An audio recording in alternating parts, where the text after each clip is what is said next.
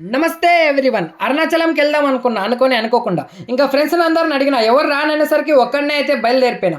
మన ఆదోని నుంచి కాట్పాడి జంక్షన్కి అయితే టికెట్ తీసుకున్న వెంటనే ట్రైన్ అయితే వచ్చింది. ఫుల్ రష్ ఉంటుంది అనుకున్నా, ఎట్లో ఒకలాగా సీట్ అయితే సంపాదించుకున్నా. ఇంకా మన ఆదోని నుంచి డైరెక్ట్ కాట్పాడి జంక్షన్లో అయితే దిగిన. ఈ ట్రైన్ జర్నీలో అయితే నాకైతే కొంతమంది కుర్రాళ్ళు పరిచయం అయినారు, కడప కుర్రాళ్ళు. సో వాళ్ళతో కలిసి కాట్పాడి జంక్షన్ నుంచి అరుణాచలంకి అయితే బస్సులో వెళ్ళినాం. నైట్ 7:30 లోపు అయితే రీచ్ అయిపోయినాము. అక్కడ అందరూ కలిసి రూమ్ అయితే తీసుకున్నాం. సో ఇక్కడ ఉన్న వాళ్ళే నాకు పరిచయం అయిన వాళ్ళు అనమాట. వీళ్ళంతా 10th క్లాస్ స్టూడెంట్స్.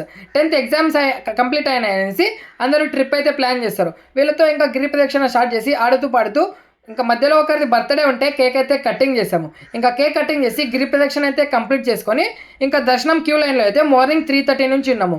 3:30 నుంచి ఉంటే ఎగ్జాక్ట్ 5:30కి అయితే గుడి గేట్స్ ఓపెన్ చేశారు. గుడి గేట్స్ ఓపెన్ చేసి లోపలికి వెళ్ళేసరికి ఎవరెవరు లేరు. సో చాలా స్పీడ్గా అయితే వెళ్ళాము.